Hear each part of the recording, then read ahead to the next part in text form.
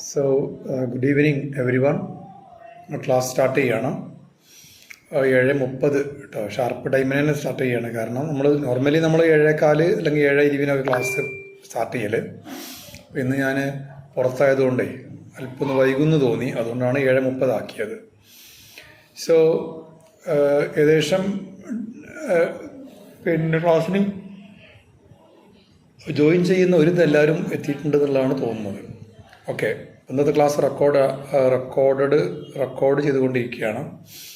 അത് നാളെ രാവിലെ ആകുമ്പോഴേക്കും ഇത് യൂട്യൂബിൽ അപ്ലോഡ് ചെയ്ത് ലിങ്ക് ഷെയർ ചെയ്യപ്പെടുന്നതാണ്. ഓക്കെ, അപ്പോൾ നമുക്ക് ക്ലാസ്സിലേക്ക് കടക്കാം.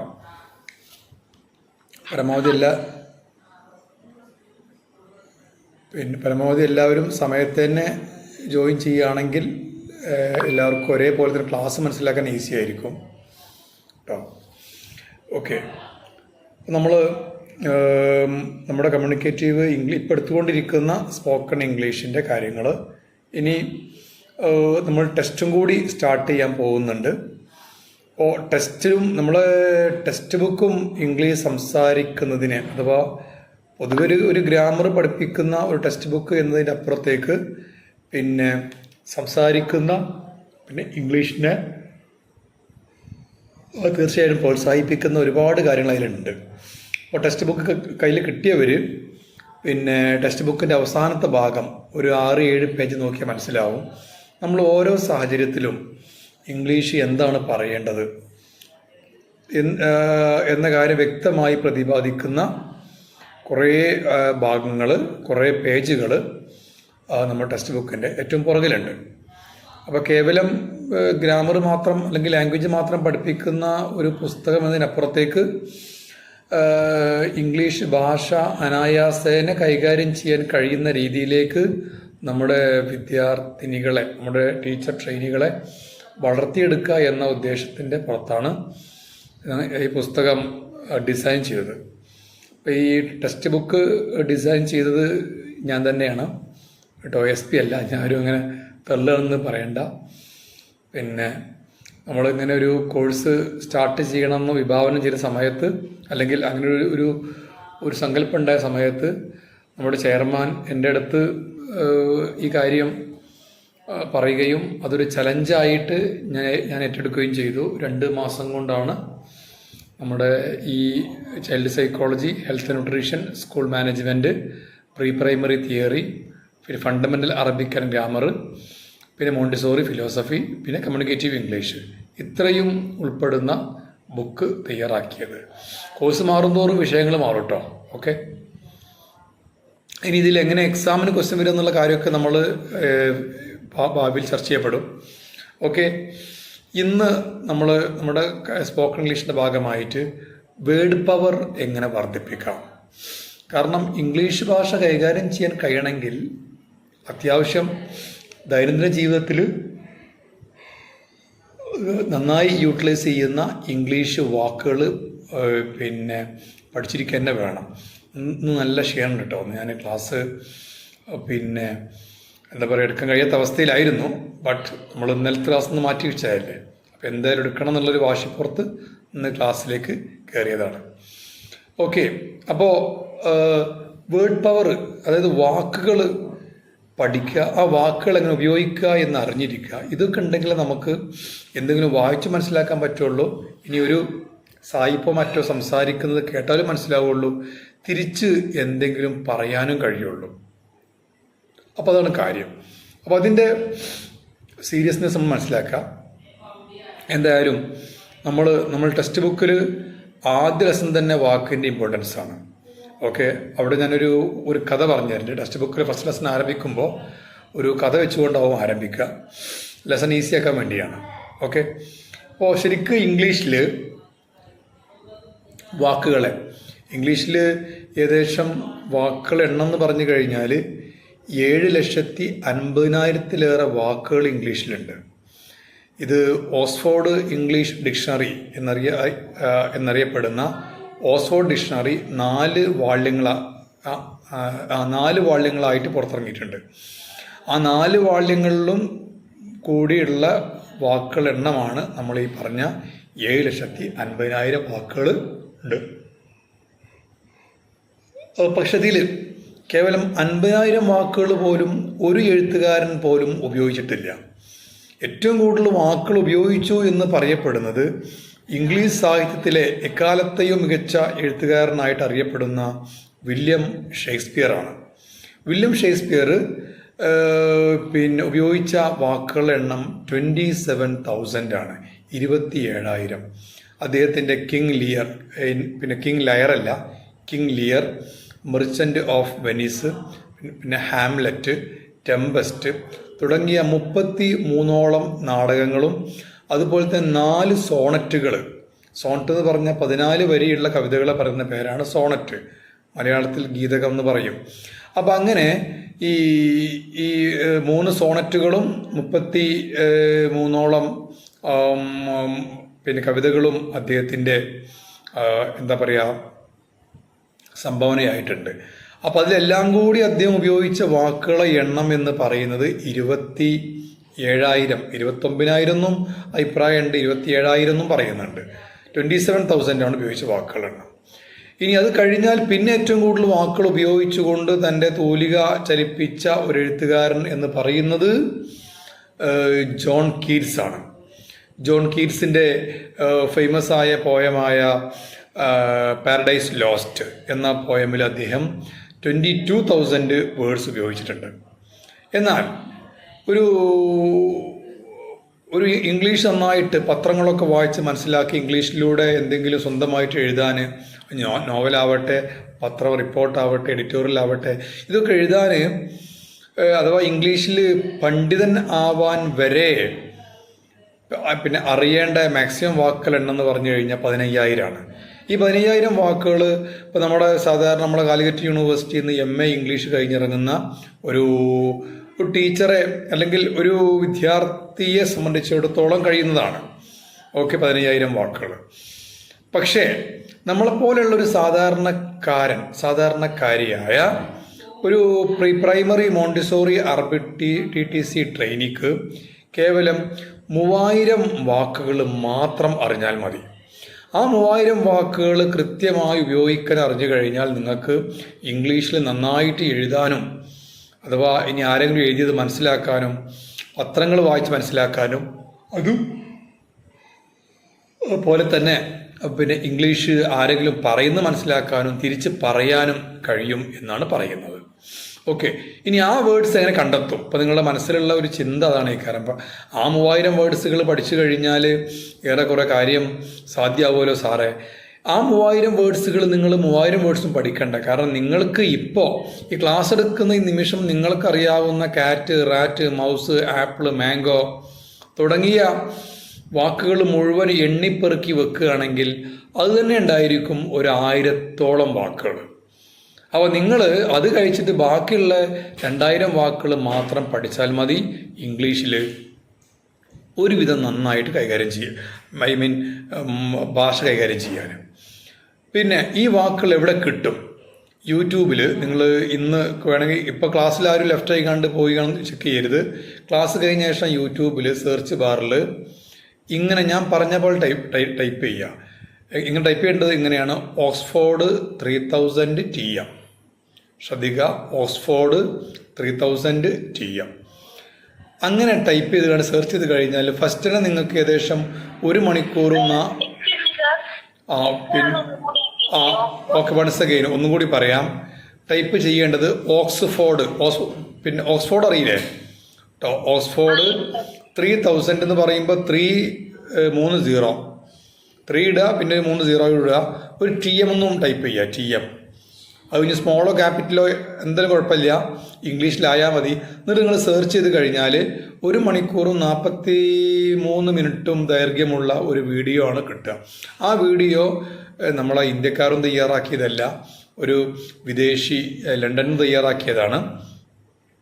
ആ വീഡിയോയിൽ ഈ 3,000 വാക്കുകൾ എണ്ണിയല്ല എങ്കിൽ പോലും ഈ 3,000 വാക്കുകൾ മുഴുവനായിട്ട് ചർച്ച ചെയ്യപ്പെടുന്നുണ്ട്. അതിൻ്റെ ഉച്ചാരണവും ഒക്കെ കിട്ടും. പക്ഷേ ഇത് ലണ്ടനിൽ തയ്യാറാക്കിയ വീഡിയോ ആയതുകൊണ്ട് മലയാളത്തിലില്ല, ഇംഗ്ലീഷിൽ മാത്രമേ ഉള്ളൂ. അഥവാ ഇംഗ്ലീഷാണ് അവർ പറയുക. അവർ വേർഡ് മീനിങ്ങും എക്സാമ്പിളും ഒക്കെ പറയുന്നുണ്ട്. നിങ്ങൾ അത് മനസ്സിലാവണില്ലെങ്കിൽ ആ വേർഡ് എഴുതിയെടുക്കുക, നിങ്ങൾ ഡിക്ഷണറി നോക്കി അർത്ഥം പഠിക്കുക. അങ്ങനെ ഒരു മൂന്നാലഞ്ച് ദിവസം കൊണ്ട് നിങ്ങൾക്ക് ആ 3000 വാക്കുകളൊന്നൊക്കെ ഒന്ന് എഴുതി തയ്യാറാക്കി ഒന്ന് ഇരുന്ന് പഠിക്കാൻ ഒരുങ്ങുകയാണെങ്കിൽ ഇംഗ്ലീഷ് നിങ്ങളുടെ കൈക്കുമ്പിളുണ്ടാവും. പറഞ്ഞോളൂ. ആരൊരാളെന്ന് ചോദിച്ചല്ലോ, പറഞ്ഞോളൂ. ക്യാമറ ഓണാക്കുന്നവർക്ക് ക്യാമറ ഓണാക്കട്ടോ. ഓക്കെ, സംശയം ചോദിക്കുമ്പോൾ ക്യാമറ ഓണാക്കണമെങ്കിൽ ഓണാക്കാവുന്നതാണ്. ക്യാമറ ഓണാക്കാൻ കഴിയില്ലെന്നില്ല. മൈക്ക് നിങ്ങൾ സംശയം ചോദിക്കുമ്പോൾ മാത്രം ഓണാക്കുക. കാരണം മൈക്ക് ഈ സൗണ്ട് ഇങ്ങനെ വരുന്നതുകൊണ്ട് എപ്പോഴും ഡൗൺലോഡിങ് അപ്ലോഡിങ് അതിനെ ബാധിക്കാറുണ്ട്. ക്യാമറ ഓണാക്കി അത്ര ഉണ്ട് പ്രശ്നം ഉണ്ടാവാറില്ല എന്നുള്ളതാണ് കേട്ടോ. ഓക്കെ, അപ്പോൾ എന്തായാലും ഈ 3000 വേർഡ്സുകൾ നിങ്ങൾക്ക് ഇപ്പോൾ എവിടെ നിന്ന് കണ്ടെത്തും എന്നുള്ളത് മനസ്സിലായല്ലോ കേട്ടോ. ആ വേർഡ്സുകൾ നിങ്ങൾ പഠിച്ചു കഴിഞ്ഞാൽ നിങ്ങളെ സംബന്ധിച്ച് ഇംഗ്ലീഷ് ഭാഷയിൽ നല്ല പ്രാവീണ്യം, നല്ല സ്കില്ല് ഉള്ള ആളായിട്ട് മാറും. അപ്പോൾ ഇപ്പം ഞങ്ങളെ സംബന്ധിച്ച് എന്താണ് പഠിക്കേണ്ടത്, എങ്ങനെയാണ് ഉൾക്കൊള്ളേണ്ടത് എന്ന് നിങ്ങളെ മുമ്പിൽ അവതരിപ്പിക്കാൻ മാത്രമേ കഴിയുള്ളൂ കേട്ടോ. അപ്പോൾ ഇത് ഓരോ കാര്യവും കൃത്യമായിട്ട് നിങ്ങളെ അവതരിപ്പിച്ച് തരുന്നുണ്ട്. നിങ്ങളത് അത് ഫോളോ ചെയ്യാം. ഇനി ആർക്കെങ്കിലും ഇപ്പോൾ നമ്മൾ ക്ലാസ് എടുക്കുന്നുണ്ടെങ്കിൽ പോലും ഇംഗ്ലീഷ് കൃത്യമായിട്ട് പഠിഞ്ഞു വരുന്നില്ല. ഇനി ഇംഗ്ലീഷ് നന്നായിട്ട് പഠിഞ്ഞു വരാൻ, ഇംഗ്ലീഷ് നന്നായിട്ട് പഠിക്കാൻ, സ്വയമായിട്ട് പഠിക്കാൻ, ബുക്കുകൾ നോക്കി പഠിക്കാൻ മലയാളത്തിലൂടെ ഭാഷ പഠിപ്പിക്കുന്ന പുസ്തകങ്ങളുണ്ട് കേട്ടോ. കുറച്ച് റേറ്റൊക്കെ വരുന്നുണ്ട് ബുക്കിന്. അത്യാവശ്യം പേജുള്ളതാണ്. ഇവിടെ എൻ്റെ കയ്യിലുണ്ടോ? ഒരു സെക്കൻഡ് ഒന്ന് വെയിറ്റ് ചെയ്ത് ഞാൻ ബുക്ക് എടുത്ത് കാണിച്ചു തരാം.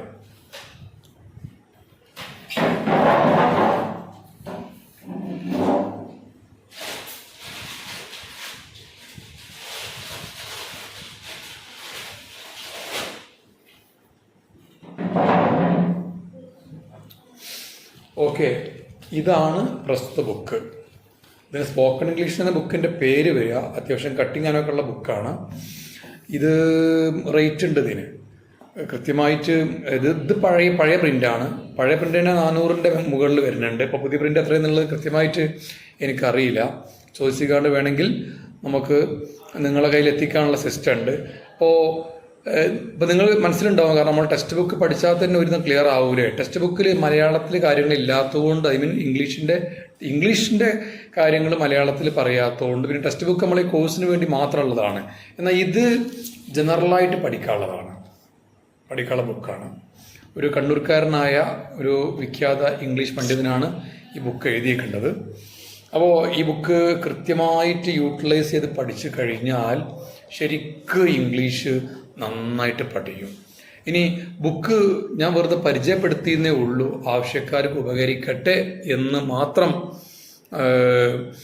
പിന്നെ താല്പര്യപ്പെട്ടുകൊണ്ട്. നിങ്ങൾ ബുക്ക് വാങ്ങണം എന്നല്ല, യൂട്യൂബ് എന്ന സംഭവം തന്നെ നിങ്ങൾക്ക് സ്വന്തമായി ഇംഗ്ലീഷ് പഠിക്കാൻ ഒരുപാട് സഹായിക്കുന്ന ഒരുപാട് ക്ലാസ്സുകളുള്ള ഇഷ്ടം പോലെ 10,000-കണക്കിന് ക്ലാസ്സുകൾ യൂട്യൂബ് ചാനലുകളാണ് മലയാളത്തിൽ സ്പോക്കൺ ഇംഗ്ലീഷുമായി ബന്ധപ്പെട്ട് വരുന്നത്. ഒന്ന് വെറുതെ യൂട്യൂബ് ഒന്ന് ഓപ്പൺ ചെയ്ത് കാണ്ട് ആ സെർച്ച് ബാറിൽ പോയി കാണ്ട് സ്പോക്കൺ ഇംഗ്ലീഷ് ഇൻ മലയാളം എന്ന് ഇംഗ്ലീഷിൽ ടൈപ്പ് ചെയ്ത് കാണ്ട് സെർച്ച് ചെയ്താൽ മതി, ആ സംഭവം നടക്കും. ഓക്കെ, അപ്പോൾ ഞാൻ നിങ്ങളതൊക്കെ അറിയിക്കുക എന്നുള്ളതാണ് നമ്മുടെ ഒരു രീതി. അപ്പോൾ അങ്ങനെ വാക്കുകൾ സ്വായത്തമാക്കണം. അപ്പോൾ നമ്മൾ ശ്രദ്ധ നമ്മൾ കൂടുതൽ ഊന്നൽ കൊടുക്കുന്നത് വേർഡ് പവർ. എങ്ങനെ ഈ 3000 വേർഡ് പഠിക്കാനുള്ള മാർഗം പറഞ്ഞു തന്നു. അതിന് കൂടെ തന്നെ ഇപ്പോൾ നിങ്ങൾ ഇംഗ്ലീഷിൽ എന്തെങ്കിലും കാര്യങ്ങൾ പറയാൻ ഒരുങ്ങുമ്പോൾ ആദ്യം മലയാളത്തിൽ ആലോചിച്ച് പിന്നെ ഇംഗ്ലീഷിലേക്ക് ട്രാൻസ്ലേറ്റ് ചെയ്യുക എന്ന രീതിയല്ല നിങ്ങൾ ഫോളോ ചെയ്യേണ്ടത്. പകരം ഇംഗ്ലീഷിൽ ചിന്തിക്കുക, ഇംഗ്ലീഷ് പറയുക. ഇപ്പോൾ നമുക്ക് ഫോർ എക്സാമ്പിൾ, ഇപ്പോൾ നിങ്ങൾക്ക് പായസം ഇഷ്ടമാണ്, നിങ്ങളുടെ മുമ്പിൽ ഒരു കപ്പ് പായസം കൊടുന്നു വെച്ചു. അപ്പോൾ എനിക്ക് പായസം ഇഷ്ടമാണ് എന്ന്, അല്ലെങ്കിൽ ആ ഒരു സംഭവം നിങ്ങൾക്ക് പായസത്തെ ഇഷ്ടമാണ്, ആ ഒരു കാര്യം നിങ്ങൾ ഇംഗ്ലീഷിൽ പറയണം. അതിനെങ്ങനെയാണ്? ഇപ്പോൾ നമുക്ക് അറിയാൻ പറ്റും, എന്തിനേയും ഇഷ്ടം കാണിക്കാൻ വേണ്ടി ഉപയോഗിക്കുന്ന പ്രയോഗമാണ് ഐ ലൈക്ക്.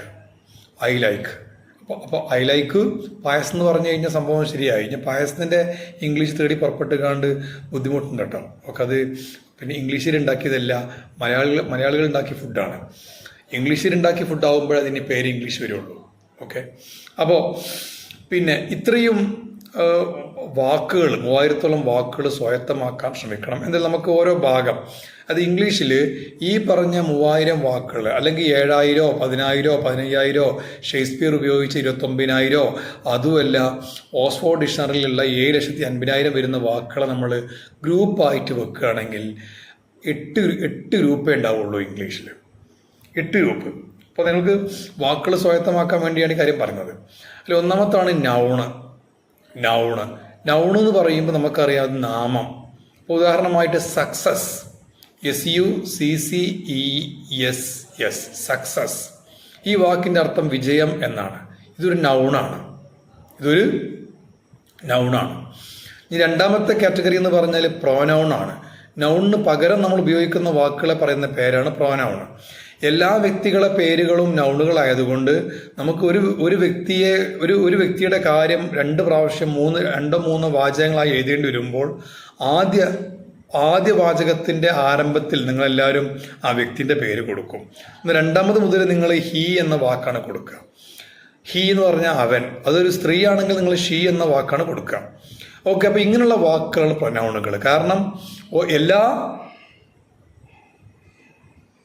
നോർമലി എല്ലാ വ്യക്തികളുടെയും പേരുകൾ നൗണുകൾ ആയതുകൊണ്ട് ആ പേരിന് പകരം നമ്മൾ ഉപയോഗിക്കുന്ന വാക്കാണ് പ്രോനൗൺ. ഈ പ്രോനൗൺ ഒറ്റ വാക്കിൽ ഇങ്ങനെ പറയാം, സബ്സ്റ്റിറ്റ്യൂട്ട് ടു നൗൺ എന്ന് വേണമെങ്കിൽ പറയാം. Substitute to noun. എല്ലാവർക്കും സൗണ്ടും വോയിസും ഒക്കെ ക്ലിയർ ആണല്ലോ അല്ലേ? റെഡിയാണോ? എന്തെങ്കിലും പ്രശ്നങ്ങൾ എവിടെയെങ്കിലും സോൾവ് ഉണ്ടാവുന്നുണ്ടോ? ഓക്കെ. അപ്പോൾ വേർഡ് പവറിലേക്ക് വരികയാണ്. ഇവിടെ നമുക്ക് രണ്ടാമത്തെ പറഞ്ഞ പ്രൊനൗണ്. ഈ പ്രൊനൗൺ ആകെ ഇംഗ്ലീഷിൽ 7 വാക്കുകളേ ഉള്ളൂ. 7 വാക്കുകൾ. അത് നമുക്കറിയാം. ഹി അവൻ, ഷീ അവൾ, ഇറ്റ് അത്, ഐ ഞാൻ, യു നിങ്ങൾ, ദേ അവർ, വി ഞങ്ങൾ. നമുക്കറിയാവുന്ന വാക്കുകളായതുകൊണ്ട് ഞാൻ ഇങ്ങനെ വേഗം പറഞ്ഞു പോകേണ്ടത് കേട്ടോ. അതായത് ഹി, ഷീ, ഇറ്റ്, അയ്യോ, ദേവി. ഈ 7 വാക്കുകൾ മാത്രമാണ് പ്രൊനൗൺ ആയിട്ട് വരുന്നത്. എന്നാൽ നമുക്ക് 8 മൂന്നാമത്തെ കാറ്റഗറി എന്ന് പറയുന്നത് അഡ്ജക്റ്റീവാണ്. സോ അഡ്ജക്റ്റീവ് എന്ന് നമ്മൾ എഴുതുമ്പോൾ ഡി നമ്മൾ എഴുതും, പക്ഷെ വായിക്കുമ്പോൾ ഡി സൈലന്റ് ആയതുകൊണ്ട് എഴുതുന്നത് അഡ്ജക്റ്റീവ് എന്നാണെങ്കിൽ പറയുന്നത് അഡ്ജക്റ്റീവ് എന്നായിരിക്കണം. നാമവിശേഷണം എന്നാണ് ഈ വാക്കിന്റെ അർത്ഥം. അതായത് ഒരു വസ്തു, ഒരു ഒബ്ജക്റ്റ്, അതിൻ്റെ ഒക്കെ പേരുകൾ ഇംഗ്ലീഷിൽ നൗണാണ്. അപ്പോൾ ആ ഒബ്ജക്റ്റിനെ കുറിച്ച് നമ്മൾ ട്രീ എന്ന ഒരു ഒബ്ജക്റ്റിനെ മനസ്സിൽ കരുതുക. ട്രീ ആ ട്രീ നല്ല ഉയരമുള്ള ട്രീ ആയതുകൊണ്ട് നമ്മൾ ടോൾ ട്രീ എന്ന് ജസ്റ്റ് പറഞ്ഞു. Toll tree. ടോൾ എന്ന് പറഞ്ഞാൽ പൊക്കമുള്ള, പിന്നെ ഉയരം കൂടിയ. ടോൾ ട്രീ പൊക്കമുള്ള മരം. ഓക്കെ, അപ്പോൾ ഈ മരം എന്ന നൗണിൻ്റെ ഗുണം അല്ലെങ്കിൽ ഇതിൻ്റെ വിശേഷം, അതിൻ്റെ പ്രത്യേകത ആണ് ടോള് എന്നുള്ളത്. ഇങ്ങനെ നൗണിൻ്റെ വിശേഷങ്ങൾ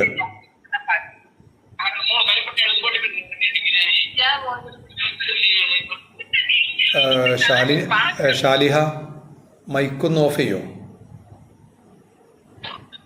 ഷാലിഹാൻ്റെ മൈക്ക് ഓണാണ്. Okay thanks. നിങ്ങൾ ഡൗട്ട് ചോദിക്കാനുണ്ടെങ്കിൽ മൈക്ക് ഓൺ ആയിക്കോളൂ കേട്ടോ. ഡൗട്ട് ചോദിച്ചു കഴിഞ്ഞ ശേഷം മൈക്ക് ഓഫ് ആക്കിയാൽ മതി കേട്ടോ. പിന്നെ ക്ലാസ്സിൽ നിങ്ങൾ ഇപ്പോൾ ഇനി അങ്ങോട്ട് നമുക്കുള്ള ക്ലാസ് എന്ന് പറഞ്ഞാൽ ഈ മൊബൈൽ ഫോണിൽ കൂടി ഉള്ളതാണ്. അപ്പോൾ ഇതിൽ നിങ്ങൾ ശ്രദ്ധിക്കേണ്ട ഒരു കാര്യം എന്ന് വെച്ചാൽ ചിലപ്പോൾ നിങ്ങൾക്ക് കോമഡി തോന്നാറുണ്ട്. എന്നോട് ചെയർമാൻ പറഞ്ഞിട്ടുള്ളത് ക്ലാസ്സിൽ പറയുന്ന അനുസരിക്കാത്തവരെ റിമൂവ് ചെയ്യണം, ഈ ക്ലാസ്സിൽ നിന്ന് റിമൂവ് ചെയ്യുക എന്നുള്ളതാണ്. പക്ഷേ നമ്മളെല്ലാവരോടും പറയും, നിങ്ങൾ ക്ലാസ് തുടങ്ങേണ്ട സമയത്ത് തന്നെ ക്യാമും മൈക്കും ഓഫാക്കി വെക്കണം. ഇനി ക്യാമ് വേണമെങ്കിൽ ഓൺ ആയിക്കോളൂ, അത് നിങ്ങൾ താല്പര്യം എന്ന് പറയാറുണ്ട്. ചില ആളുകൾ എന്ത് ചെയ്യും, ഇത് ശ്രദ്ധിക്കാതെ ക്ലാസ് ആരംഭിക്കുന്ന മുമ്പ് തന്നെ ഈ മൈക്ക് ഓണാക്കിയാലാണ് ജോയിൻ ചെയ്യുക. ഫലം എന്താ വെച്ചാൽ അവിടുത്തെ നാട്ടുവർത്തമാനങ്ങളും അവിടെ വീട്ടിൽ പറയുന്ന കാര്യങ്ങളും സൗണ്ടും ഒക്കെ ഇവിടെ കേൾക്കും. ഞാൻ മാത്രമല്ല, ഈ പ്ലാറ്റ്ഫോമിലുള്ള എല്ലാവരും കേൾക്കും. കേട്ടോ. അപ്പോൾ അതുകൊണ്ട് ഇത്തരം തമാശയുള്ള കാര്യം പിന്നെ ഉണ്ടാവരുത്. കാരണം വീട്ടിൽ നമ്മൾ പല കാര്യങ്ങളും ഷെയർ ചെയ്യപ്പെടും. സംസാരിക്കുന്ന ലാംഗ്വേജ് ചിലപ്പോൾ ശുദ്ധമായ മലയാളമൊന്നും ആവില്ല. ഓക്കെ, അപ്പോൾ നമ്മളെ കൂട്ടുകാരികളാണ് ഇപ്പോൾ ഈ ക്ലാസ്സിലുള്ള എല്ലാവരും. അവർക്ക് നമ്മളെക്കുറിച്ച് നല്ല ധാരണകൾ വേണം, മനസ്സിലായി കേട്ടോ. അപ്പോൾ അതുകൊണ്ട് എല്ലാവരും അത്തരം കാര്യങ്ങളൊക്കെ ഒന്ന് ശ്രദ്ധിക്കുക എന്നുള്ളത്. ഇനി അങ്ങോട്ട് ഇപ്പോൾ നമ്മൾ എല്ലാ വിഷയങ്ങളും അടുത്ത ആഴ്ചയിൽ ഇപ്പോൾ എല്ലാ വിഷയവും സ്റ്റാർട്ട് ചെയ്യാൻ പോവുകയാണ്. പിന്നെ നിങ്ങൾക്ക് ഈ ഒന്നരാടം എന്ന ക്ലാസ്സിന് പകരം ഡെയിലി ക്ലാസ്സാണ് ഈ കാരം. തിങ്കൾ, ചൊവ്വ, ബുധൻ, വ്യാഴം, വെള്ളി ക്ലാസ്സാണ് ഈ കാരം കേട്ടോ. എല്ലാ വിഷയങ്ങളും എന്ത് ചെയ്യും, ഇങ്ങനെ വരും. ഓക്കെ, അതുപോലെ ക്ലാസ് സ്റ്റാർട്ട് ചെയ്യുന്ന മുമ്പ് എല്ലാവരും ഫോണൊന്ന് റീസ്റ്റാർട്ട് ചെയ്യുക. പിന്നെ റീസ്റ്റാർട്ട് ചെയ്യുക എന്ന് പറഞ്ഞു കഴിഞ്ഞാൽ ഫോൺ ഓഫാക്കിയാണ്ട് ഒരു 30 സെക്കൻഡ് കഴിഞ്ഞ ശേഷം ഓണാക്കുക. ഓക്കെ, അങ്ങനെ ചെയ്ത് കഴിഞ്ഞാൽ ഫോണിൻ്റെ പെർഫോമൻസ് കൂടുകയും നെറ്റ്വർക്കിൻ്റെ സ്പീഡ് കൂടുകയും തൽഫലമായിട്ട് നമുക്ക് ആ ഒരു പ്രോബ്ലം ഉണ്ടാവില്ല. ഏത് ഈ ക്ലാസ് ടെക്കാവുന്ന ഇഷ്യൂ ഉണ്ടാവില്ല. അങ്ങനെയൊക്കെ ചെയ്യുന്നുണ്ട്. കാരണം നമ്മളത് സംഭവം ചെറിയ സ്ക്രീനിൽ ആണ് പഠിക്കുന്നെങ്കിൽ പോലും ഇത് ജീവിതം വെച്ചുള്ള കളിയാണ് കേട്ടോ. ഞാൻ ആ കളി എങ്ങനെയാണ് ജീവിതം വെച്ചുള്ള കളി ആവേണ്ടത് എന്നുള്ളത് നമ്മളെ ക്ലാസ്സുകളൊക്കെ ഉണ്ട് വരട്ടെ എന്ന് ഞാൻ പറഞ്ഞു തരുന്നുണ്ട്. ഇപ്പം തന്നെ ഒക്കെ പറഞ്ഞു കഴിഞ്ഞാൽ എൻ്റെ പടച്ചമ്പുരാനെ ഇതിങ്ങനെയൊക്കെ ഉണ്ടാ പ്രശ്നമായ ഞാൻ ചേർന്നത് കുഴപ്പമായ ക്ലാസ്സിൽ നിന്ന് പോകുന്ന ആൾക്കാരെണ്ണം കൂടും കേട്ടോ. എന്താ വെച്ചാൽ അത്ര പ്രോബ്ലം ഉള്ളതുകൊണ്ടല്ലേ പറഞ്ഞത്. ഓരോ ദിവസവും ക്ലാസ് ഉണ്ടാവും. ക്ലാസ് മാക്സിമം ലൈവ് ക്ലാസ് കയറണം, പഠിക്കണം. ഓക്കെ, ജീവിതം വെച്ചുള്ള കളി എന്ന് പറഞ്ഞു കഴിഞ്ഞാൽ ഇപ്പോൾ നിങ്ങൾ ഏറെക്കുറെ കല്യാണം കഴിഞ്ഞ് 8, 10, 12, 20 വർഷമായിട്ട് അടുക്കളയിൽ മാത്രം കഴിച്ചു കൂട്ടിയവരാണ്. അതൊരു മോശമായ കാര്യമായിട്ടല്ല പറയുന്നത്. പക്ഷെ എങ്കിലും നിങ്ങൾ ഒരു വ്യക്തിയാണ്, ഒരു മനുഷ്യനാണ്. മറ്റുള്ളവർക്കുള്ളത് പോലെയുള്ള വികാര വിചാരങ്ങൾ നിങ്ങൾക്കുണ്ട്. നിങ്ങൾക്കും ജോലി ചെയ്യാൻ ആഗ്രഹമുണ്ട്. സ്വന്തമായിട്ട് അധ്വാനിച്ച് പണം ഉണ്ടാക്കാനും ആ പണം കുടുംബത്തിന് സപ്പോർട്ടാക്കി മാറ്റാനൊക്കെ നിങ്ങൾ ആഗ്രഹിക്കുന്നുണ്ട്. ഇപ്പം അങ്ങനെ ചെയ്യാനുള്ളൊരു അവസരം കിട്ടിയപ്പോൾ നിങ്ങൾ ക്ലാസ്സിന് ജോയിൻ ചെയ്തു. ഇനി ഈ ഒരു കോഴ്സ് വിജയിച്ച് ടീച്ചിങ് പ്രാക്ടീസിലൊക്കെ പങ്കെടുത്ത് ഒരു നല്ല സ്കൂളിൽ ഒരു KG ടീച്ചറായിട്ട് മാറുക എന്നുള്ളതാണ് നമ്മുടെ ലക്ഷ്യം. മനസ്സിലായില്ലേ? അപ്പോൾ ഇത് ജീവിതമാണ്. കാരണം നിങ്ങളൊരു KG ടീച്ചർ ആവുന്നതോട് കൂടിയിട്ട് മന്ത്ലി നിങ്ങൾക്ക് അത്യാവശ്യം നല്ലൊരു സാലറി ഇത്രയെന്ന് പറയാൻ വയ്യ. കാരണം പല സ്കൂളിലും പല സാലറികളാണ് കൊടുക്കേണ്ടത് കേട്ടോ. പിന്നെ അതുകൊണ്ടാണ് അത്യാവശ്യം നല്ല സാലറി നിങ്ങൾക്ക് കിട്ടിക്കഴിഞ്ഞാൽ നിങ്ങളുടെ വീട്ടിൽ നിങ്ങൾക്കുള്ള പ്രാധാന്യം, മൂല്യം അതൊക്കെ വർദ്ധിക്കുകയാണ്. മനസ്സിലായി? ഒരു റെസ്പെക്റ്റ് നിങ്ങൾക്ക് തരികയാണ്. പലപ്പോഴും മരോൾ ടീച്ചറാണെങ്കിൽ ആ മരോളെ വരെ ബഹുമാനിക്കുന്ന അമ്മായിമാരുള്ള സംസ്ഥാനമാണ് കേരളം. മനസ്സിലായില്ലേ? അപ്പോൾ ഇനി എങ്ങനെയാണ് പിന്നെ അമ്മായിമാനെ കൊണ്ട് ബഹുമാനിപ്പിക്കേണ്ടത് ടിപ്സും ടെക്നിക്സും ഞാൻ പറഞ്ഞു തരണ്ട്. ക്ലാസ് ആരംഭിക്കട്ടെ കേട്ടോ. ഓക്കെ, ഇപ്പം തന്നെ വേണ്ട. യെസ്, പിന്നെ നമുക്ക് ഏക സപ്പോർട്ട് അല്ലെങ്കിൽ നമുക്ക് ഈ ക്ലാസ് നമ്മൾ ജോയിൻ ചെയ്യാനും മനസ്സമാനത്തോടു കൂടി എല്ലാവരും ക്ലാസ്സിന് കയറാനുള്ള കാരണം ഓരോരുത്തർക്കും അവരുടെ ഹസ്ബൻഡിൻ്റെ സപ്പോർട്ട് കൊണ്ടാണ്. മനസ്സിലായില്ലേ? അപ്പോൾ അദ്ദേഹത്തിന് വേണം നമ്മളെ സപ്പോർട്ട്. അതായത് മൂപ്പര് ഫിനാൻഷ്യലി കുടുംബത്തിൻ്റെ ബ്രെഡ് വിന്നറാണ്. മൂപ്പര് അന്നദാതാവാണ്. അപ്പോൾ അതിലേക്ക് നമ്മുടേതായിട്ടുള്ള ഒരു ഷെയർ നമുക്ക് ചെയ്യാൻ കഴിയുകയാണെങ്കിൽ അതൊരു വലിയ കാര്യമാണ്. ഒരു വലിയ മഹത്തായ കാര്യം എന്ന് വെച്ചാൽ അതിലപ്പുറം മഹത്വം വേറൊന്നുമില്ല എന്നുള്ളതാണ് എൻ്റെ അഭിപ്രായം. കാരണം ഇന്ന് ക്ലാസ് തന്നെയാണ് കേട്ടോ. പക്ഷെ ഒരു കാര്യം പറയാതെ വയ്യ. ഇപ്പോൾ നിങ്ങൾ 6ാമത്തെ ബാച്ചാണല്ലേ. കഴിഞ്ഞ 5 ബാച്ചുകളിൽ പെട്ട ഒരു വിദ്യാർത്ഥിനി, ഞാൻ പേര് പറയാൻ ആഗ്രഹിക്കുന്നില്ല, ഇപ്പം ജീവിതത്തിൽ ഒരുപാട് കഷ്ടപ്പാടുകൾ സഹിച്ച ഒരു കുട്ടിയാണ്. ഏകദേശം കല്യാണം കഴിഞ്ഞിട്ട് 3-3.5 വർഷമായി. ഒരു കുഞ്ഞുണ്ട്. പിന്നെ ഹസ്ബൻഡ് എന്തൊക്കെയോ കൂലിവേല ചെയ്യുന്ന ആളാണ്. അപ്പോൾ ഞാനാണ് ഇവിടുന്ന് പുസ്തകമൊക്കെ അയക്കുന്ന ആൾ. അപ്പോൾ ഞാൻ വെച്ചാൽ എൻ്റെ കെയർ ഓഫറിലുള്ള ടീമാണ് ഇവിടുന്ന് ബുക്കൊക്കെ അയക്കേണ്ടത്. അപ്പോൾ ഞാൻ പുസ്തകം 2 പ്രാവശ്യം അയച്ചിട്ടും അഡ്രസ്സിൽ എന്തോ പ്രശ്നം കാരണം ബുക്ക് തിരിച്ചു വന്നു. അപ്പോൾ അവർ എൻ്റെ അടുത്ത് വിളിച്ച് പറഞ്ഞു, സാറേ എന്താ 1 മാസമായി എല്ലാവർക്കും ബുക്ക് കിട്ടുന്നില്ലല്ലോ. അപ്പോൾ ഞാൻ അവരെ അവരെ വീട്ടിലേക്ക് ഒന്ന് ഡയറക്റ്റ് പോകാമെന്ന്. ഒരു ദൂരമൊക്കെ ഉണ്ട് ഇവിടുന്ന്. എങ്കിലും നമ്മളൊരു ദിവസം ലീവ് എടുത്തിട്ട് എന്ത് ചെയ്തു, രാവിലെ തന്നെ പിന്നെ ഒരുങ്ങി പുറപ്പെട്ട് ആദ്യം ഒരു ഹസ്ബൻഡിനെ വിളിച്ച്, അപ്പോൾ ഹസ്ബൻഡ് പറഞ്ഞു സാറ് വരുമൊന്നും വേണ്ട, പിന്നെ ഞാൻ വേണമെങ്കിൽ അങ്ങോട്ട് വരാൻ പറഞ്ഞു. ഞാൻ പറഞ്ഞു അത് ആവശ്യമില്ല, കാരണം ഞങ്ങൾക്കിത് ഞങ്ങളുടെ ജീവിതമാർഗ്ഗമാണ്. ഞങ്ങൾ അത്രയും മഹത്വത്തോടു കൂടിയാണ് ഇതിനെ കാണുന്നത്, ഈ ഒരു കോഴ്സിനെ കാണുന്നത്. അപ്പോൾ അതുകൊണ്ട് ഞാൻ വരാം, എനിക്ക് പ്രയാസമില്ല, എൻ്റെ തൊഴിലാണിത്. അദ്ദേഹം സമ്മതിച്ചു. ഞാൻ അവിടെ പോയി, അദ്ദേഹം എന്നെ മീറ്റ് ചെയ്യായിരുന്നു. പക്ഷേ ആ ഒരു സുഹൃത്ത് എന്നോട് ചോദിച്ചു സാറ് വീട്ടിലേക്ക് വരണോ? അപ്പോൾ ഞാൻ ഒന്നാമത് പിന്നെ വീട്ടിലേക്ക് പോകാൻ കഴിയാത്തൊരവസ്ഥയിലായിരുന്നു അന്ന്. കാരണം എനിക്ക് പരമാവധി നേരത്തെ തിരിച്ചു പോരാൻ പറ്റുകയാണെങ്കിൽ എനിക്ക് വേറെ കുറേ കാര്യം ചെയ്യാനുണ്ട്. പക്ഷേ ആ വ്യക്തി എൻ്റെ മുമ്പിൽ കുറച്ച് കാര്യങ്ങൾ സംസാരിച്ചു. എൻ്റെ കണ്ണ് നിറഞ്ഞു. കണ്ണ് നിറഞ്ഞിരിക്കാൻ നമ്മളെ ഒരുക്കമുണ്ടാക്കിയൊന്നുമല്ലല്ലോ അല്ലേ? നമ്മളൊക്കെ ചോര നീരും മാംസമൊക്കെ ഉള്ള മനുഷ്യന്മാർ തന്നെയാണ്. എൻ്റെ കണ്ണ് നിറഞ്ഞു. മൂപ്പർക്ക് മനസ്സിലായിക്കണം. എന്നോട് ചോദിക്കുകയും ചെയ്തു സാറിൻ്റെ കണ്ണ് നിറഞ്ഞില്ലേ എന്ന്.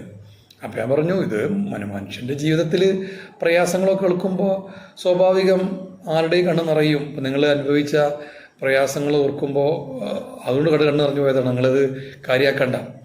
അപ്പോൾ അദ്ദേഹം പറഞ്ഞു ഇപ്പോൾ ഒരുപാട് കടങ്ങളുണ്ട്, അവൾക്ക് പഠിക്കാനും താല്പര്യമുണ്ട്. അവൾ പഠിച്ച് നല്ലൊരു ടീച്ചറായിട്ട് മാറുകയാണെങ്കിൽ അവൾക്ക് കിട്ടുന്ന ഒരു വരുമാനം അത് എനിക്ക് അവൾ തരേണ്ടതില്ല, പകരം അവൾക്കതൊരു ഫിനാൻസ് സോഴ്സായി കഴിഞ്ഞാൽ പിന്നെ എനിക്ക് അവളെ നോക്കാം. പക്ഷെ അവളെ കയ്യിൽ തന്നെ ഇപ്രകാരം നല്ലൊരു സമ്പാദ്യം ഉള്ളത് കൊണ്ട് എനിക്ക് അവൾക്ക് വേണ്ടി ചെലവഴിക്കുന്ന ആ ഒരു തുകയിൽ വേണം കുറച്ച് കുറവ് വരുത്തിയിട്ട് എൻ്റെ കടങ്ങൾ തീർക്കാൻ വേണ്ടി എനിക്ക് എന്ത് ചെയ്യാം, കൂടുതൽ ശ്രദ്ധ കൊടുക്കാം.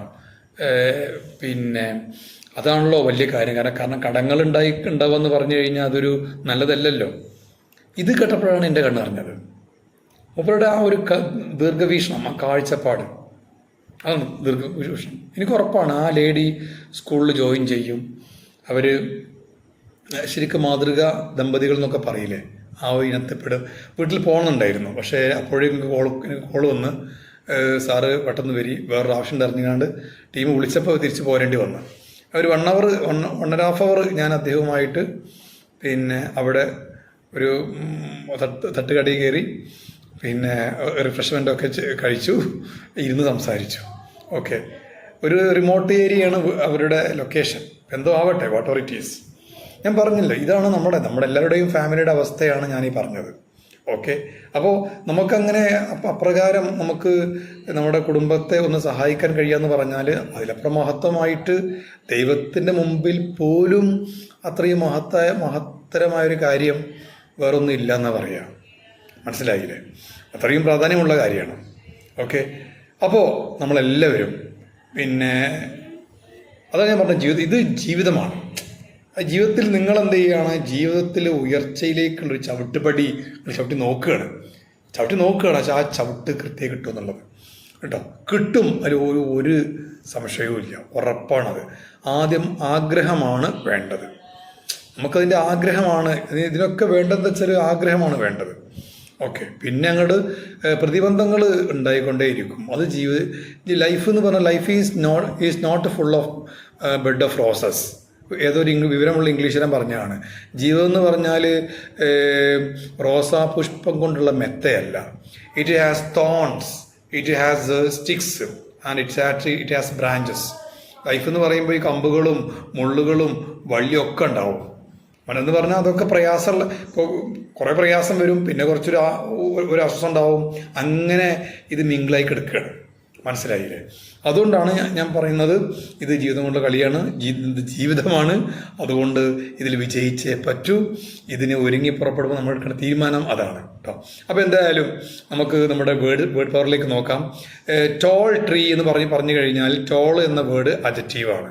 ഒരുപാട് അഡ്ജക്റ്റീവുകളുണ്ട്. ഇപ്പോൾ നമ്മൾ ബ്യൂട്ടിഫുൾ ഫ്ലവർ എന്ന് പറഞ്ഞാൽ ഒരു ഒബ്ജക്റ്റിൻ്റെ പേരായതുകൊണ്ട് തന്നെ ഫ്ലവർ എന്ന വേർഡ് നൗണാണ്. ആ ഫ്ലവറിൻ്റെ ഗുണഗണദോഷങ്ങളെക്കുറിച്ച് പറയുന്ന വാക്കാണ് ബ്യൂട്ടിഫുൾ എന്ന വാക്ക്. ബ്യൂട്ടിഫുൾ ഫ്ലവർ എന്ന് പറഞ്ഞു കഴിഞ്ഞാൽ അർത്ഥം മനോഹരമായ പുഷ്പം എന്നാണ്. അപ്പോൾ ആ പുഷ്പത്തിൻ്റെ ക്വാളിറ്റി എന്താണ്? അത് മനോഹരമാണ് എന്നുള്ളതാണ്. മനസ്സിലായില്ലേ? സോ അത് അഡ്ജക്റ്റീവാണ്. ബ്യൂട്ടിഫുൾ എന്ന വേർഡ് അഡ്ജക്റ്റീവാണ്. മനസ്സിലായല്ലോ. അപ്പോൾ ഇങ്ങനെ അഡ്ജക്റ്റീവുകൾ ധാരാളം ഉണ്ട്. ഓക്കെ, പിന്നീട് വരുന്നതാണ് വേർബ്. വേർബ് എന്ന് പറഞ്ഞാൽ എന്താണ്? അത് ആക്ഷൻസ് ആണ്. ഈ ആക്ഷൻ എന്ന് പറയുമ്പോൾ നമ്മൾ ചെയ്യുന്ന പ്രവൃത്തികൾ. ദാറ്റ് മീൻസ് നമ്മൾ ഇൻ ദ ഏർലി മോർണിംഗ് നമ്മൾ വേക്കപ്പ് ചെയ്യും, നമ്മൾ എഴുന്നേക്കും, ഗെറ്റപ്പ് ചെയ്യും അല്ലേ? അതുപോലെ പിന്നെ തുടങ്ങുകയാണ് നമ്മുടെ പ്രവർത്തനങ്ങൾ. ഇതൊക്കെ ആക്ഷനുകളാണ്. ഈ ആക്ഷനുകളെ പറയാൻ വേണ്ടി ഉപയോഗിക്കുന്ന വാക്കുകളെ പറയുന്ന പേരാണ് എന്ത്? വേർബ്. ഇപ്പം നിങ്ങൾക്ക് 4 കാറ്റഗറി ആയി: നൗണ്, പ്രോനൗണ്, അഡ്ജക്റ്റീവ്, വേർബ്. ഇനി 6ാമത് പഠിപ്പിക്കുന്ന കാറ്റഗറിയാണ് ആഡ് വേർബ്.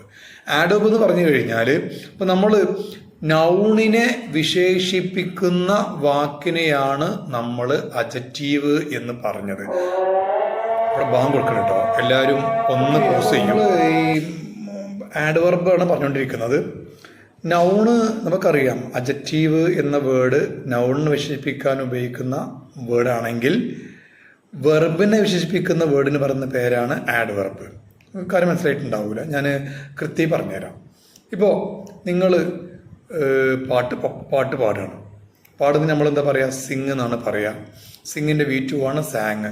സിങ് പാടുക, സാങ് പാടി. I San sweetly. I San sweetly. ഈ സ്വീറ്റ്ലി എന്ന് പറഞ്ഞ അർത്ഥം മനോഹരമായിട്ട് എന്നാണ്. ഞാൻ മനോഹരമായി പാടി. അപ്പോൾ എങ്ങനെയാണ് പാടിയത്? ഈ പാടുക എന്ന കാര്യം എങ്ങനെയാണ് ഇവിടെ നടന്നത്? മനോഹരമായിട്ടാണ്. കണ്ടോ, ഇതാണ് ആഡ് വെർബ്. സ്വീറ്റ്ലി, മനോഹരമായിട്ട് എന്ന് പറയുന്ന SWEETLY, സ്വീറ്റ്ലി, ആ വാക്ക് ഒരു ആഡ് വെർബാണ്. ഇപ്പോൾ കാര്യം മനസ്സിലായിട്ടുണ്ടായിരിക്കും. അപ്പോൾ 5 കാറ്റഗറിപ്പെട്ട വാക്കുകൾ നമ്മൾ പരിചയപ്പെട്ട് കഴിഞ്ഞു. 6ാമത്തെ കാറ്റഗറിയാണ് പ്രിപ്പോസിഷൻ. നമ്മൾ കുറേ ചെറു വാക്കുകളെ കാണാറുണ്ട്. അറ്റ്, ഇന്ന്, ഓണ്, ഓഫ്, ടു, ഫ്രം. കണ്ടോ, ഇത് ഏകദേശം 48ഓളം പദങ്ങൾ ഇമ്പോർട്ടൻ്റായ പദങ്ങളുണ്ട്. ഇതൊക്കെ പഠിക്കണം എന്നാ പറയാം. ഓക്കെ, അങ്ങനെ ഈ വാക്കുകളെ പറയുന്ന പേരാണ് പ്രിപ്പോസിഷൻ. അറ്റ്, ഇന്ന്, ഓണ്, ഓഫ്. ഓക്കെ, ഇതാണ് പിന്നെ 6ാമത്തെ കാറ്റഗറി. ഇനി 7ാമത്തെ കാറ്റഗറി എന്ന് പറയുന്നത് കൺജങ്ഷൻ എന്നാ പറയാം.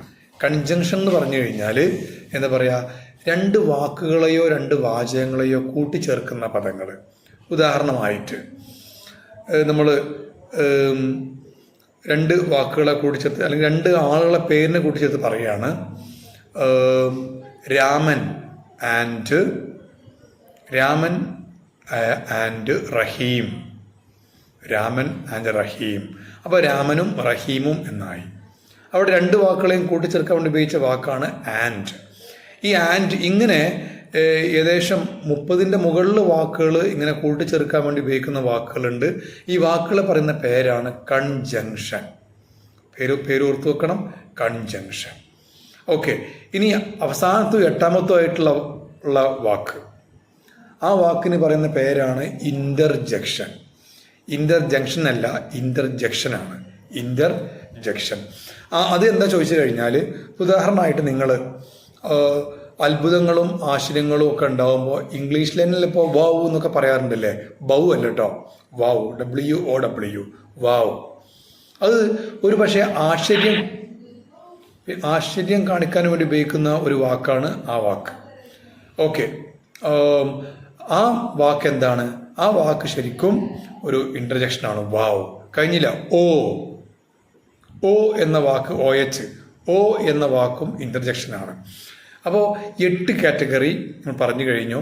Noun, pronoun, adjective, verb, add verb, preposition, conjunction and interjection. ഇതാണ് 8 കാറ്റഗറി. ഇംഗ്ലീഷിൽ നിങ്ങൾ ഇനി ഏതൊരു വേർഡ് കണ്ടാലും ആ വേർഡ് ഈ പറഞ്ഞ 8 കാറ്റഗറിയിൽ പെട്ട വേർഡായിരിക്കും. അഥവാ ഈ 8 കാറ്റഗറിയിൽ ഒന്നിലെങ്കിലും പെടാത്ത, ഈ 8 കാറ്റഗറിയിൽ പെടാത്ത ഒരു വേർഡ് ഇംഗ്ലീഷിൽ ഇല്ല എന്നാണ് പറയുക. ഓക്കെ, അപ്പോൾ നമ്മൾ ആ വേർഡുകളെയാണ് നമ്മൾ എന്ത് ചെയ്യേണ്ടത്? നന്നായി പഠിക്കേണ്ടത്. ഓക്കെ, ഇനി നമുക്ക് നെക്സ്റ്റ് നമ്മൾ വാക്കുകൾ എങ്ങനെ കണ്ടെത്താം നോക്കുകയാണ്.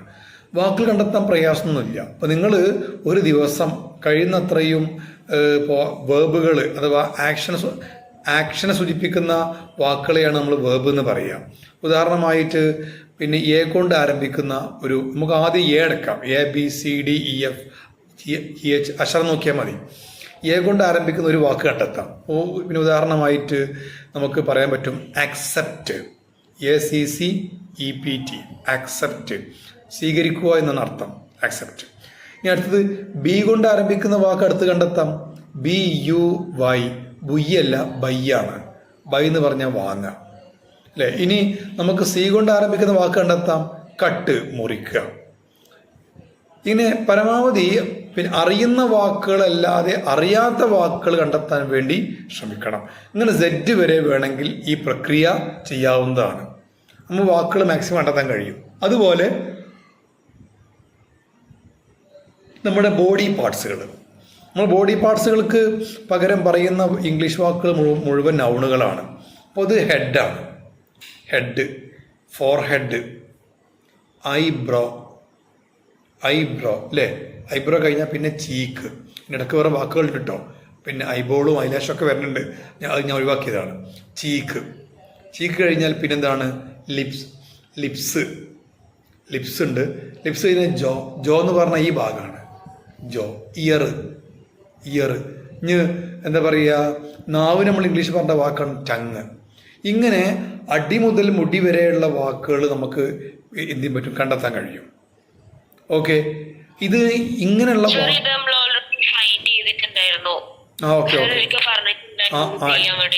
യെസ്. അപ്പോൾ ഇങ്ങനെയുള്ള വാക്കുകൾ പരമാവധി കണ്ടെത്തുക. കൂടാതെ ഇനി വെജിറ്റബിൾസിൻ്റെ പേരുകൾ നമ്മൾ സാധാരണ വെജിറ്റബിൾസ് ഏറ്റവും കൂടുതൽ ഉപയോഗിക്കുന്നവരാണ്, കഴിക്കുകയും അത് വെച്ച് പാചകം ചെയ്യുന്ന ആൾക്കാരാണ്. അപ്പോൾ ഇഷ്ടംപോലെ വെജിറ്റബിൾസിൻ്റെ പേര് ഇംഗ്ലീഷിൽ കണ്ടെത്താൻ ഗൂഗിൾ സഹായിക്കും. ഗൂഗിൾ നോക്കിയാൽ മതി, കിട്ടും. ഓക്കെ, അപ്പം അങ്ങനെ നമ്മൾ എന്ത് ചെയ്യണം, ദൈനംദിന ജീവിതത്തിൽ ഇതിനെ തന്നെ നമ്മൾ എന്താ പറയുക, ഒരു പേര് പറയാറുണ്ട്, പിന്നെ ക്ലാസിഫൈഡ് ഗ്ലോസറി എന്ന് പറഞ്ഞു കഴിഞ്ഞാൽ പിന്നെ ഇനം തിരിച്ചുള്ള പദാവലി. അതിന് മലയാളത്തിലെ പേര് ഇങ്ങനെയാണ്, ഇനം തിരിച്ചുള്ള പദാവലി. അപ്പോൾ ഇത്തരം വാക്കുകൾ കൂടി നമ്മൾ കണ്ടെത്തി വാക്കുകൾ നന്നായിട്ട് സ്വായത്തമാക്കാൻ കഴിയണം. ഇനി കാരണം കണ്ടെത്തുന്ന വാക്കുകൾ നേരത്തെ പറഞ്ഞ noun, pronoun, adjective, verb, adverb, അങ്ങനെ 8 കാറ്റഗറി പറഞ്ഞു. ഈ 8 കാറ്റഗറിയിൽ ഏത് കാറ്റഗറിയിലാണ് നിങ്ങൾ കണ്ടെത്തുന്ന ഓരോ വാക്കും വരിക? ഫോർ എക്സാമ്പിൾ മാംഗോ നമുക്കറിയാം ഒരു പഴമാണ്. പഴങ്ങളൊക്കെ എന്ന് പറയാൻ നൗണാണ്. സോ മാംഗോ എന്ന വേർഡ് നൗണാണ്. നമുക്കങ്ങനെ ഇഷ്ടം പോലെ നമുക്ക് കണ്ടെത്താനും കഴിയും, അവ ഏതാണെന്ന് പറയാനും കഴിയും. ഓക്കെ, അപ്പോൾ ഇന്ന് നമ്മൾ പുതിയ കാര്യമൊന്നും പഠിച്ചില്ല, വേർഡ് ഗ്രാമറിലേക്ക് പോവുകയാണ്. കാരണം നമ്മൾ ടെക്സ്റ്റ് ബുക്കിലും സ്റ്റാർട്ടിങ് വരുന്ന വേർഡ് ഗ്രാമറാണ്. ഓക്കെ, അപ്പോൾ നമ്മൾ വേർഡ്സുകളെ കൂടുതൽ അടുത്ത് പരിചയപ്പെടാൻ വേണ്ടി പോവുകയാണ്. ഇന്ന് നമുക്ക് ഇത്രയും ഭാഗങ്ങൾ മതി. അടുത്ത ക്ലാസ്സിൽ നമുക്ക് ഈ സഫിക്സ്, പ്രിഫിക്സ് എന്ന സംഭവങ്ങൾ പഠിക്കാനുണ്ട്. എന്ന് പറഞ്ഞാൽ ഒരു നൗണിൻ്റെ അവസാനം ഏതാനും അക്ഷരങ്ങൾ ചേർത്ത് കഴിഞ്ഞാൽ അത് വെർബ് ആക്കാൻ കഴിയും അത്രേ. അങ്ങനെയാണ്. അതായത് ഒരു നൗണിൻ്റെ അവസാനത്തിലോ ആരംഭത്തിലോ ഏതാനും അക്ഷരങ്ങൾ ചേർത്താൽ, ഇങ്ങനെ ചേർക്കുന്ന അക്ഷരങ്ങളെ പാർട്ടിക്കിൾ എന്ന് പേര് പറയാറുണ്ട്. അങ്ങനെ പാർട്ടിക്കിൾ ചേർത്ത് കഴിഞ്ഞാൽ നമുക്ക് എന്ത് ചെയ്യാൻ പറ്റും, ആ നൗണിനെ വെർബാക്കി മാറ്റാൻ കഴിയും. അപ്പോൾ നമുക്കൊന്ന് നോക്കാം. അപ്പോൾ നിങ്ങൾക്കറിയാം സ്ട്രെങ്ത് എന്ന വാക്കിൻ്റെ അർത്ഥം സ്ട്രെങ്ത്, ബലം. ഈ സ്ട്രെങ്ത് എന്ന വാക്കിൻ്റെ അവസാനം നിങ്ങൾ ഒരു എന്നാണ്ട് ഒരു EN 2 അക്ഷരം കൂട്ടി കൊടുത്തു കഴിഞ്ഞാൽ സ്ട്രെങ്തൻ. ആ വാക്കിൻ്റെ അർത്ഥം ബലപ്പെടുത്തുക എന്നാണ്. സ്ട്രെങ്തൻ, ബലപ്പെടുത്തുക എന്നാണ്. മനസ്സിലായോ? അതുപോലെ തന്നെ ട്രാപ്പ് എന്ന വാക്കിൻ്റെ അർത്ഥം കെണി എന്നാണ്. അതിന് മുമ്പ് നമ്മൾ EN ചേർത്ത് കഴിഞ്ഞാൽ എൻട്രാപ്പ് എന്ന് പറഞ്ഞാൽ കെണി ഒരുക്കുക എന്നാണ് അർത്ഥം. ഇങ്ങനെ നമുക്ക് അടുത്ത ക്ലാസ്സിൽ നമ്മൾ കുറച്ചും കൂടി രസകരമായിട്ടുള്ള പഠനത്തിലേക്ക് പോവുകയാണ് അല്ലേ. കൂടാതെ ഈ പിന്നെ എന്താ പറയുക, ഒരുപാട് ഇങ്ങനെ ചില വാക്കുകൾ പല വാക്കിൻ്റെയും അവസാനം ചേർത്ത് കഴിഞ്ഞാൽ പുതിയ പദം കിട്ടും. ഫോർ എക്സാമ്പിൾ നമുക്ക് നോക്കാം. ഇപ്പോൾ മണി, MONEY, മണി, പണമാണ്. നമുക്ക് എന്ത് ചെയ്യാം, MONE വേണ്ട, MONY മാത്രം എടുക്കാം, മണി. ആ വേർഡ് നമ്മൾ പല വാക്കിൻ്റെയും ശേഷം ചേർക്കുകയാണെങ്കിൽ നമുക്ക് വേറെ വാക്ക് കിട്ടും. ഉദാഹരണമായിട്ട് മാട്രിമണി എന്താ മാട്രിമണി പറഞ്ഞാൽ നിങ്ങൾക്ക് അർത്ഥം അറിയാവുന്നതുകൊണ്ട് പിന്നെ അത് പറയാത്തത്. മാട്രിമണി അല്ലേ, മാരേജിന് പറയുന്ന പേരാണ് മാട്രിമണി. ടെസ്റ്റിമണി എന്താണ്?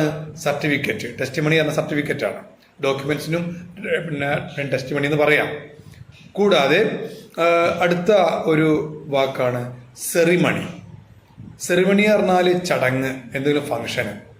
കണ്ടോ, ഇങ്ങനെ നമുക്ക് ഒരുപാട് വാക്കുകൾ നമുക്ക് ക്രിയേറ്റ് ചെയ്യാൻ കഴിയും. എന്നാൽ കലാപൻ മണി ഇതിൽപ്പെട്ട വാക്കല്ല കേട്ടോ, അത് വേറെയാണ്. കാരണം കുറേ ഇങ്ങനെ ഇപ്പം സെറിമണി, മാട്രിമണി അല്ലേ. അതുപോലെ തന്നെ ഈ പിതാവ് എന്ന് കിട്ടുന്ന വട്ടക്കാശ് എന്ന് പറയുന്ന പേരാണ്. അപ്പം പിതാവ് നമുക്ക് നമ്മളെ മാരേജ് കഴിയേണ്ട മുമ്പൊക്കെ പിതാവ് എന്ത് ചെയ്യും, നമുക്കൊരു 100-200 കന്നുകാണ്ട് പറയും, കുഞ്ഞുട്ടിയെ എടി മോളോ കേട്ടോ, എൻ്റെ എന്തെങ്കിലും അത്യാവശ്യത്തിന് വേണ്ടി എടുത്തോ എന്ന് പറയും. ഇതാണ് പോക്കറ്റ് മണി എന്ന് നമ്മൾ ഉണ്ടാക്കിയിട്ടുണ്ടെങ്കിലും സായിപ്പിൻ്റെത് പോക്കറ്റ് മണി അല്ല, സായിപ്പ് പാട്രിമണിയാണ്.